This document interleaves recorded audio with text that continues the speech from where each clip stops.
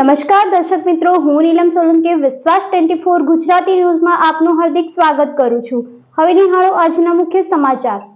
ઉપલેટાના લાઠ ગામે સેવા સહકારી મંડળીની 46મી વાર્ષિક સાધારણ સભા યોજાઈ। રાજકોટ જિલ્લાના ઉપલેટા તાલુકાના લાઠ સહકારી મંડળી ખાતે લાઠ સેવા સહકારી મંડળીની 46મી વાર્ષિક સાધારણ સભા યોજવામાં આવી હતી। શ્રી લાઠ સેવા સહકારી મંડળીની સાધારણ સભા ગામના યુવા સરપંચ પૃથ્વીરાજસિંહ ચુડાસમાના અધ્યક્ષસ્થાને યોજાઈ હતી। આ સાધારણ સભામાં મંડળીના પ્રમુખ તરીકે જોરુબા મોકાજી ચુડાસમા અને ઉપપ્રમુખ તરીકે ભરતભાઈ જમનાદાસભાઈ વાછાણીની નિમણૂક કરવામાં આવી।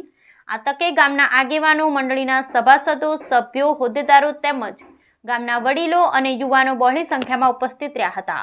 Bureau report Arsibhai Ahir, Upleta. પૃથ્વીરાજસિંહ ચુડાસમા, લાઠ સરપંચ। આજરોજ શ્રી લાઠ સેવા સહકારી મંડળીની 46મી વાર્ષિક સાધારણ સભા યોજાયેલ હતી।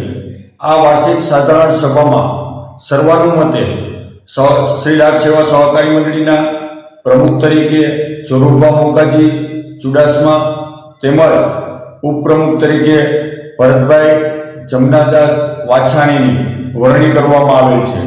તેમજ આ સાધારણ સભાની અંદર આજુબાજુના ગામના પ્રમુખ મંત્રીઓ ઉપસ્થિત રહ્યા હતા તેમજ ગામના સભાસદો મોટી સંખ્યામાં ઉપસ્થિત રહ્યા હતા અને સૌના સાથ અને સહકારથી શ્રી લાઠ સેવા સહકારી મંડળી આગળના વર્ષોમાં વધુમાં વધુ કઈ રીતે નફો કરે એ હેતુથી આગળનું કાર્ય કરવામાં આવશે એવું શ્રી લાઠ સેવા સહકારી મંડળી દ્વારા ખાતરી આપવામાં આવેલ હતી।